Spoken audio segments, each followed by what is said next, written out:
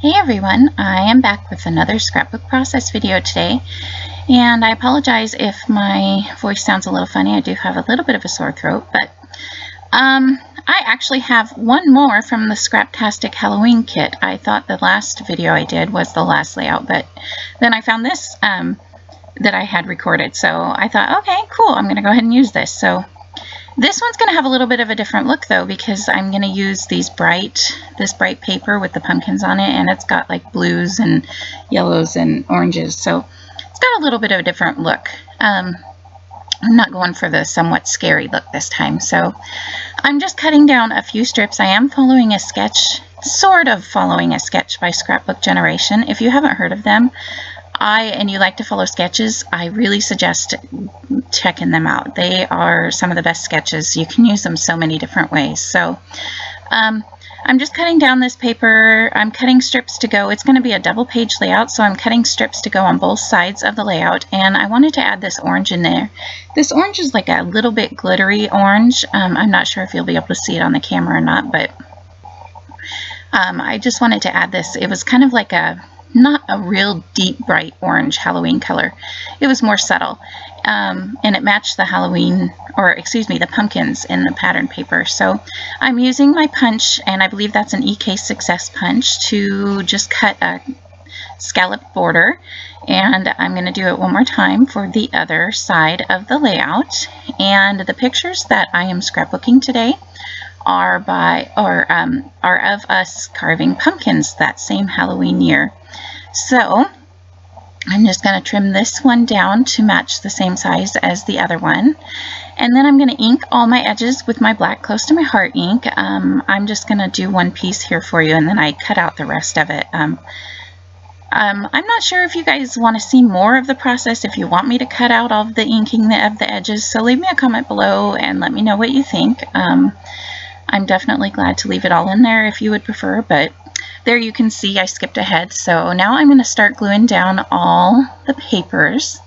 And the first paper I'm going to glue down is the pumpkin one, and then underneath that I'm going to glue down this orange, the orange scallop one, and then I'm going to add the strip. The third strip is kind of like a patterned paper. It's not a solid blue. It's kind of just like got little scratchy marks of blue all around it. It's just kind of neat, and I liked it because it was a real subtle paper. So that's the one I'm gluing down now. So I'm going to put that one on there, and I like this layout for those of you who like to scrapbook multiple photos. The sketch that I'm following, I can't remember. I think I want to say it calls for 9 photos. Let me count. 1, 2, 3, 4, 5, 6. Maybe it only called for 7, but I got 1, 2, 3, 4, 5, 6, 7, 8, 9, 10, 11, 12, 13. I got 14 pictures on mine. So that's one of the things that I like about the Scrapbook Generation sketches. Or any sketch that you use, if it calls for like a 4x6 photo, you could always add 2 3x4 photos, or maybe 4 2x3 photos, or make it into a 4x4, and put 2x4 2x2 photos. So if you find a sketch you like but it won't work for your photo numbers, feel free to change it up, like I did with this one. So I'm pretty proud that I got 14 pictures on these 2 layouts. So I'm going to lay my photos down here, and I was going to originally just place them down like this, but I kind of thought that one picture of my son with this one here, I liked this one. I kind of wanted it to stand out just a little bit more, maybe add a little more interest to the page. So I'm going to cut down this 3x4 card, and I'm going to make it a mat for that photo. So I'm going to cut down this photo just a little bit so that it will fit on that, but cover up all the words and the journaling spot on that card, so all you see is the blue. And I thought that that would help bring out a little bit of the blue from the pattern paper also. So I'm going to ink the edges of that one too. And so it's the same size as a regular 3x4 photo, but it's just a little smaller. So, my tape adhesive ran out, but these ones are really quick to change out. So change that out really quick. So now I'm just going to line up my, I love that photo of my daughter right there. look on her face. I think it was just one of those moments where you captured it and it didn't really mean anything, but it was perfect because we were playing with the pumpkin guts. and she just got the best look on her face there. So so that's how that row of photos is going to go. And then I played a little bit around here. I wasn't sure if I wanted the photos to sit on top of those layers or if I wanted them to go above the layers of the pattern paper below. See there, I thought maybe I'd frame that picture of my daughter, but yeah, I didn't like the way that frame looked. So I found that die cut of the kitty cat in the skeleton costume, and I'm going to put it right there next to my son in his skeleton costume, and I thought that was perfect. So now that I've got the right page done, I'm going to go back to the left page, and I'm just going to glue all my photos down. And you can see here, these are 3x4 photos, so the sketch called for a 4x6 photo there. So I'm just putting the two 3x4 photos, and then at this last spot, that is one 3x4 photo, and then I guess these would be 2x4. I can't remember what I cut them to, but they all fit in there just like 4x6 photos would. So I'm just trimming off a little bit of the edge that got left white. I'm not the best cutter, so mine don't always line up. So I'm going to go ahead and ink all the edges of the papers. For when I do a double page layout, I only ink 3 sides so that the middle part where the 2 pages meet is not inked. And then I was going to add these borders up here, but it's taken me a minute. I didn't like how busy looking the pumpkin one looked up there, but I did like when I put the blue one up there. And so I thought maybe if I put the pumpkin one and then the blue one next to it to kind of give it a space between the photos and the pumpkin paper, so it wouldn't be so busy. So I hope that makes sense, but I liked that a lot better. So now that I did that on the left side of the page, I want to do that on the right side of the page. But I was worried about that gap because there's an obvious, huge area of trapped space there that just isn't going to work. So I'm thinking around, but I actually decided I liked that for my journaling spot because that would be a pretty big spot for journaling. And there's not a whole lot to say about it. I mean, we're just carving pumpkins, obviously. So I'm trying to think of what I want to put there. This orange paper didn't really match. I didn't want to do the orange glittery one because I wanted to be able to write on it, and I wasn't sure if you'd be able to write on the orange glittery one. So okay, sorry about that. Something went wrong with the video, so I had to cut a small part out.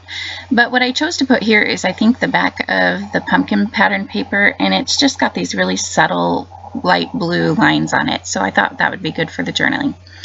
So I do apologize. I didn't realize the right-hand side of the layout was off screen. I'll have to adjust my phone a little bit more when I record next time a double page. So I wanted to use these thicker Halloween stickers. I liked the gold, and I thought the gold would be the best thing to use with these pattern paper, the pumpkin pattern paper, because I didn't know when other times. I usually don't use a lot of gold, and especially not with Halloween. So I really wanted to get these used up this time around on this layout. So I put the 31 down on the right side below where the journaling will go, and then I liked this October up here. I thought that looked pretty cute up there. And then I'm going to add a couple pumpkins down on the left-hand side. I'm not sure if I'm going to do that just yet. First, I'm going to pop up this die cut of the kitty in the Halloween costume, so because I know I want it to go right next to the pictures of my son. I just thought that was so perfect. So I'm just taking off the back of the foam squares, and then that's going to go right there. And I really like how this layout, it's got a lot of photos on it, but it doesn't seem too busy, at least not for me. So here's where I was thinking about the gold pumpkin, but I didn't want to leave it with the pattern paper showing through the face. So I'm going to I decided to do this yellow paper, kind of like it's lit up with a candle. And I will say at the end of this layout, that's probably my least favorite part. I'm not really crazy about the way that those pumpkins look with the yellow. I thought about trying to take the yellow off and kind of maybe distressing it a little bit so it looked not so bright yellow, but I didn't want to ruin everything, so I just ended up leaving it. So yeah, like I said, I'm not 100% crazy about the way the yellow stands out so much, but it looks okay. So I really wanted to put the bat up there, but it just wouldn't fit. I didn't want to move all the thicker letters down. So I'm just going to add 3 glittery stars up here. I had the black Halloween cat in the right, so I wanted to add a little bit of black around. So each cluster will have some gold and some black. And I like that. I feel like that really makes it look more continuous. And then I had this tiny little die cut that says Perfect Pumpkin.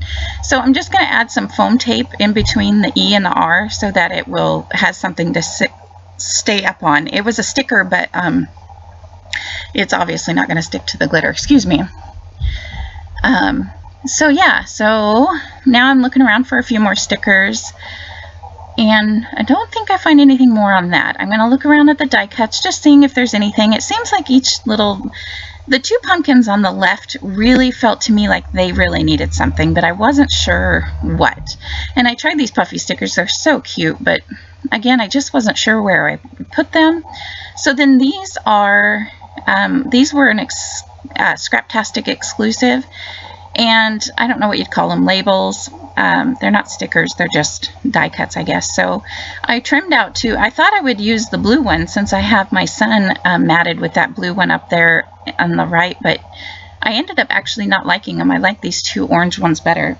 And they say it's all about the candy, which I really like, because isn't Halloween all about the candy?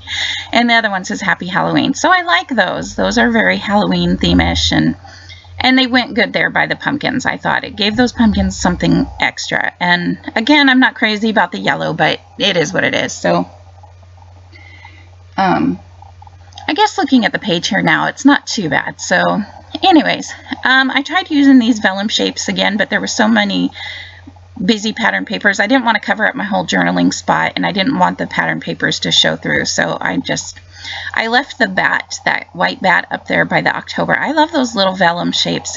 I might have to go cut out some of my own vellum shapes because they just add a little subtle touch. So I tried putting this pumpkin around since we are carving pumpkins, but it just didn't go anywhere. So I'm just going to add a few enamel dots to each cluster, and I believe that will be finishing the layout. Thanks for watching. Again, sorry if my voice sounds a little funny this time around. Then this is the actual last layout for Scraptastic, and I will see you guys next week with a layout about our puppy.